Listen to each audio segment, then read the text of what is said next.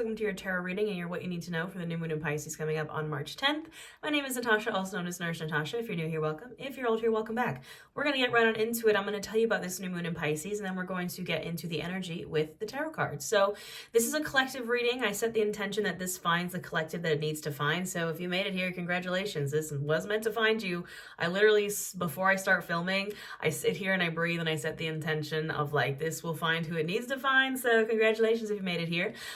If you're new here, you want to hit that subscribe button. We do witchcraft and wellness and everything in between on my channel. I have full free yoga classes and tarot readings for every new moon and full moon, as well as weekly astrological forecast tarot readings and yoga classes. I also post yoga classes that are very accessible, trauma informed, all levels friendly here on my channel. So like I said, witchcraft and wellness, if that's your jam, come join us here. So new moon in Pisces coming up on March 10th. We have a ton of stuff in Pisces right now.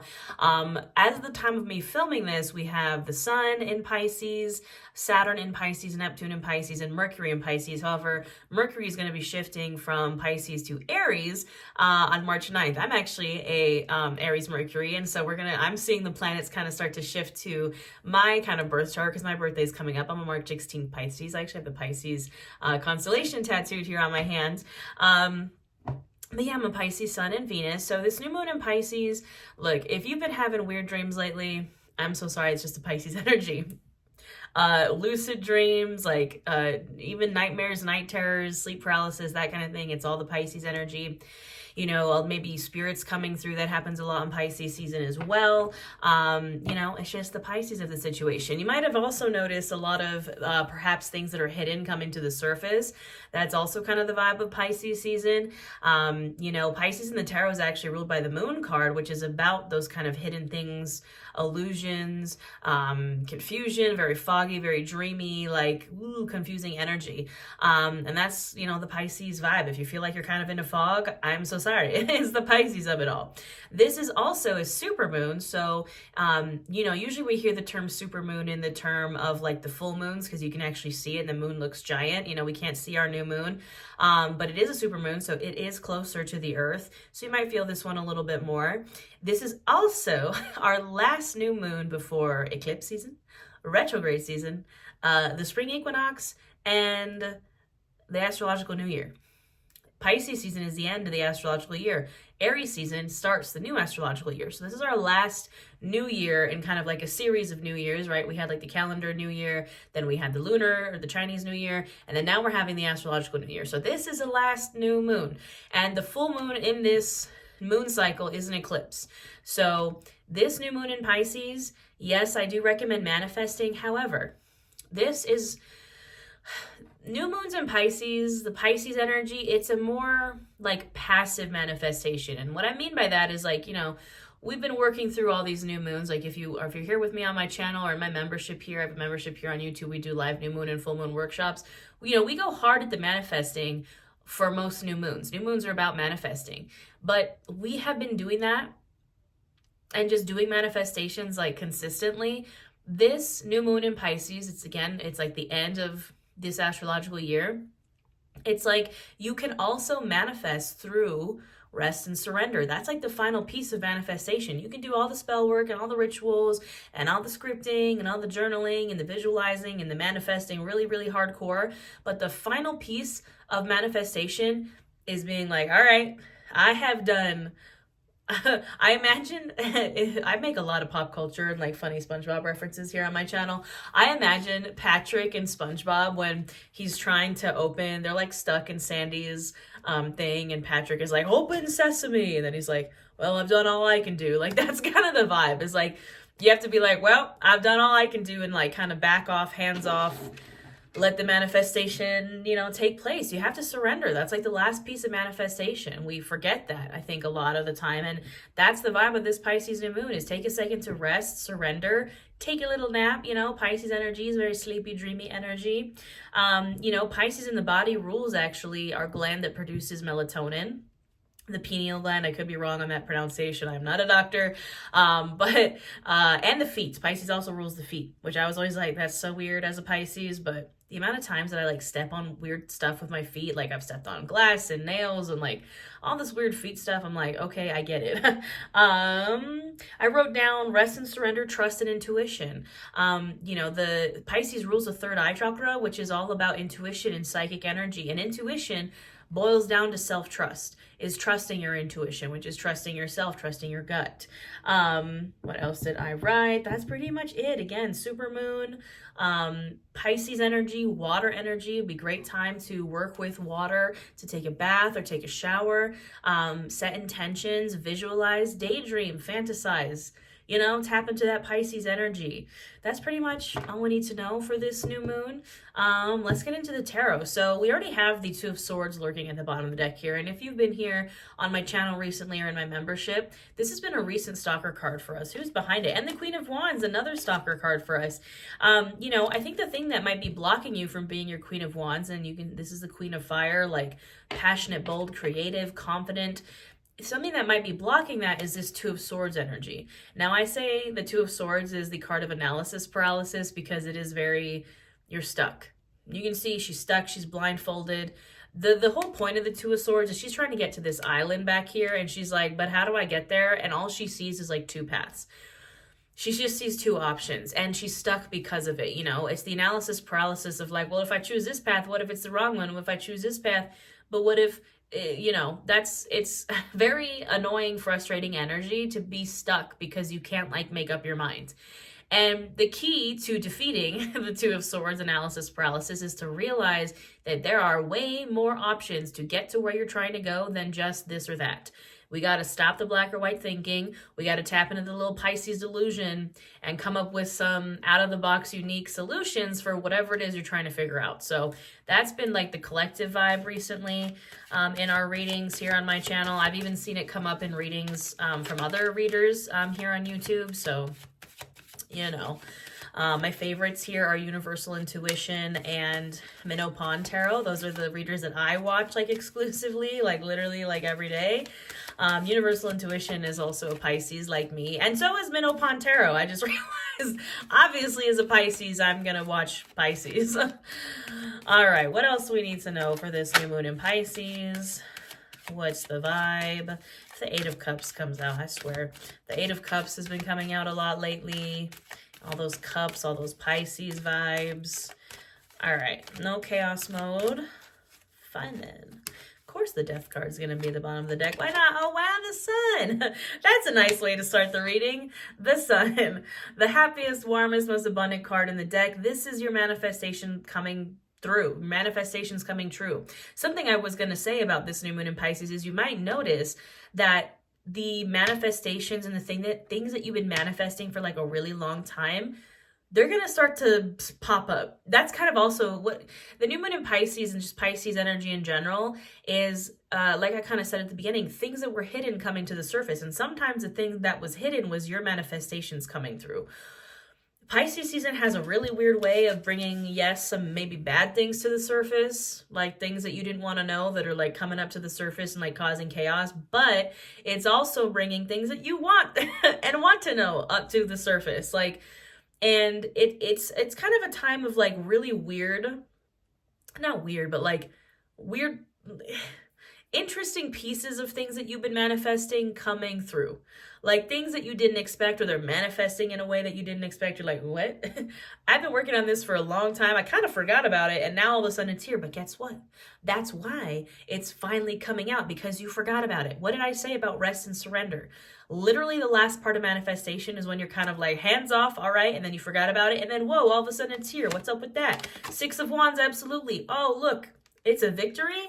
Literally, wow.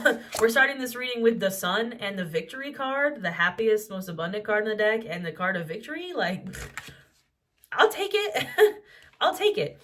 And the Six of Wands is a card of victory because this person is coming back from battle. They were victorious in battle. They're literally coming back on a horse with their victory wreath, and like, they have been through it. They have been through the Five of Wands, battle, chaos, nonsense, and they're coming out victorious. Wow, 10 of Cups. I'm suspicious because this reading is far too nice, but I'm also like, I'll take it. I'll take it. Ten of Cups, complete, total emotional fulfillment, happiness, family, friends. Everybody's happy. Look how happy they are with that rainbow in the sky with all the cups. Look. Wow.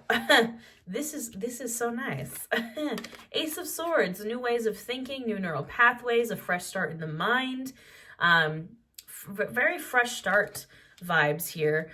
Man, this is like three of Wands. Like, I'm literally not mad about this reading at all. Eight of Wands. I'm gonna keep pulling until I'm like, it's something. No, oh my goodness. Oh my goodness. Okay. The only thing that's not even that concerning is the Death card at the bottom of the deck, but I'm like, whatever. This is a card of Scorpio. People fear the Death card. Do not fear the Death card. Don't fear the Reaper, whatever that Blue Oyster Cult song says.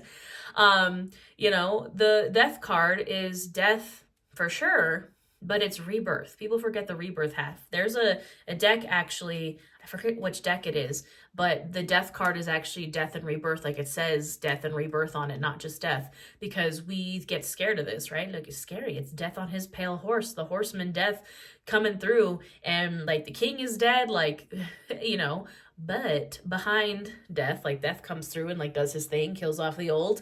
That's when the new can come in. And this entire reading is like new and nice and victorious and manifesting and happy and yay. So we had the Three of Wands, the Eight of Wands, the Two of Wands, the Two of Cups, and the Star card all just come out, because I was just pulling, I was like, and we're going to get maybe some kind of, you know, not so good card, but we didn't. And I don't think there's really good or bad in the tarot, but, you know, I don't usually get readings that are this happy, because usually I see tarot, yes, as a tool of divination, but it's also a tool, it's a self-help tool. It's a tool for you to check in with yourself and be like, what do I need to work on? What do I need to do? You know, can kind of give you some insight to things, but this is like the happiest reading I've done in a really long time. So I'm really happy for us, friends. So, you know, it's interesting that we have both the Two and the Three of Wands here, because they're very similar cards. Like, if we just look at them, they're quite similar. They're almost the same. And the Two of Wands, you can see here, he is standing on the balcony. He has the world in his hands. And then the Three of Wands, he's now standing on a cliff.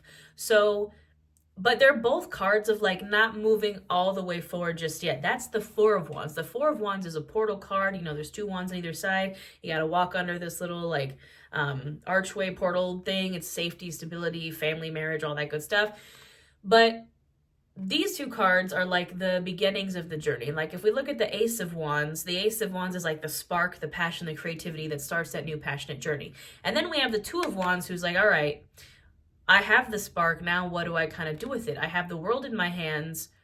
Where do I want to take this wand? Like, he's holding the wand in one hand and the world in the other. It's like, I got the spark, I got the passion, I got the creativity. Now what do I want to do with it? And then the Three of Wands is like, okay, I maybe took, you know, he moved from the balcony to the cliff, but he still hasn't gone off the cliff just yet. He still hasn't like gone on that journey, because now, you know, we got the Ace of Wands, the passion and creativity, the spark. We got the Two of Wands, the world in our hands. Now it's like you picked a path.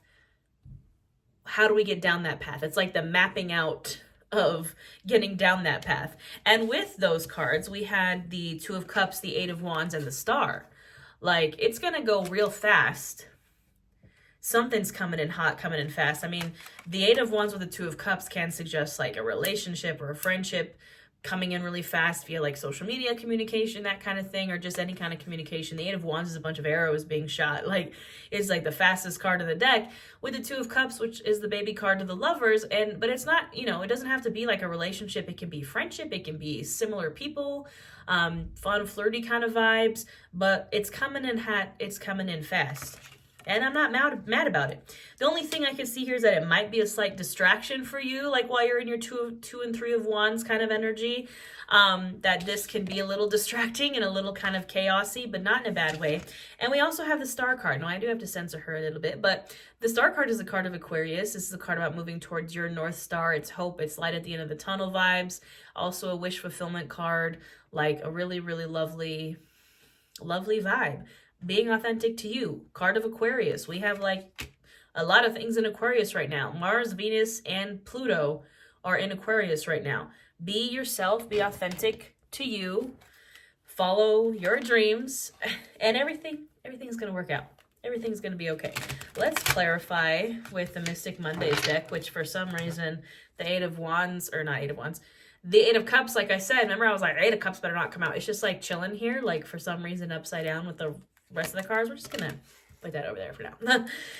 And the Eight of Cups suggests walking away from something that no longer serves you. It's also the only card in the tarot with an eclipse on it. Again, we're heading into eclipse season. I've been seeing the Eight of Cups as kind of not necessarily a warning, but kind of a warning of like, you better like walk away from what you need to walk away from now, because if you don't, then eclipse season is going to make you. So, you know, just take that as you will.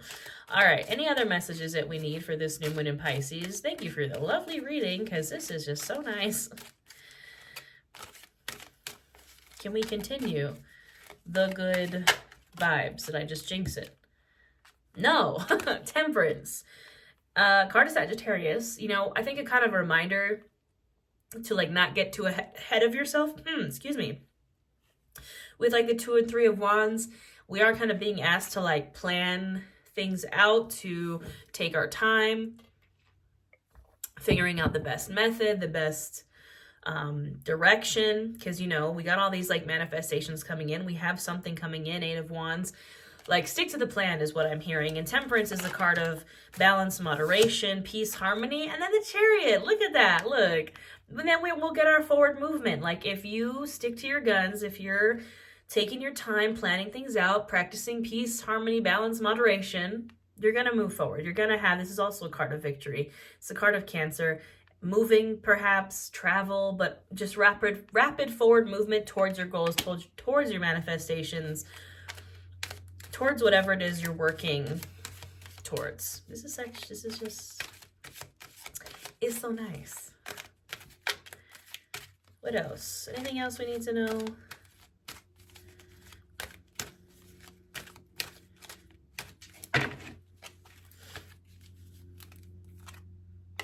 The Devil. I was like, this can't just be. All right, 3 major arcana just hitting us. But they're not, I'm not mad about it. So we have the Devil, came out with Strength, came out with the Hermit. We got Capricorn, Leo, and Virgo coming out in force. I'm actually wearing the Strength card around my neck. Card of Leo, card of the year also, card 8 for 2024. The Devil, Strength, and the Hermit. If you find that perhaps you can't get out of this Devil energy, or it keeps coming up for you, never fear, my friends. Focus on the Strength and the Hermit. We're going to talk about this in a second. Devil energy is anything you know that you're not supposed to be doing. Any temptations, any addictions. Pisces season is notorious for this, because Pisces, we are the escapists. We are delusional and we like to escape into things so we don't have to face reality. If you find that that is what's coming up a lot for you this Pisces season, it's okay. We can figure this out. We can master this. The Devil is also a card of mastery. Don't let it, you know, throw you off too much. If you find that that's what you're dealing with, I want you to focus on Strength and the Hermit. The Hermit, what does it sound like? Hermit yourself. Spend some time alone. Spend some time with yourself, with your thoughts. Do a little bit of soul searching. Strength card. Focus on perseverance. You know, the Devil energy, it's like when the Devil energy comes up, what are you trying to escape from? You know, the Devil is unhealthy coping mechanisms. Why do you need these unhealthy coping mechanisms? What is it you're trying to run away from? You take the Strength energy and face it head on. The Strength card is mental and emotional perseverance and strength over physical strength. It's getting through the hard stuff. It's taming the beast inside.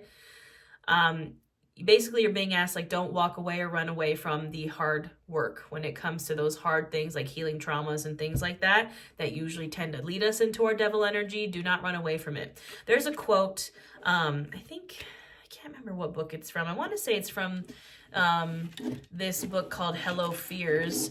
It's like a self-help book that I read a while ago. It's pretty good. But one of the things that author says in that book is, when it comes to your fears, you know, your traumas, the things that you want to run away from, just stop and turn around and face them. Fears hate it when you do that. Like, when you're constantly like running away from the things that scare you and the things that have hurt you and the healing that you need to do, like it just catches up with you and it just chases you faster. But if you just turn around and you're like, excuse me, can I help you? And you allow yourself to take the time to like isolate yourself and deal with those things, like you're gonna conquer it. I'm doing some oracle cards just to get some general themes. We had the grounded card fall out of the deck. Pisces energy is very ungrounded. Ironically, Pisces rules the feet and the body, so get grounded. You know, go for a hike, tap into earth energy, anchor yourself to the physical reality, because Pisces, again, is prone to escapism and daydreams and fantasies. Like, just get a little grounding in Pisces season never hurt anybody. What are the other main themes that we need to be aware of for this new moon in Pisces?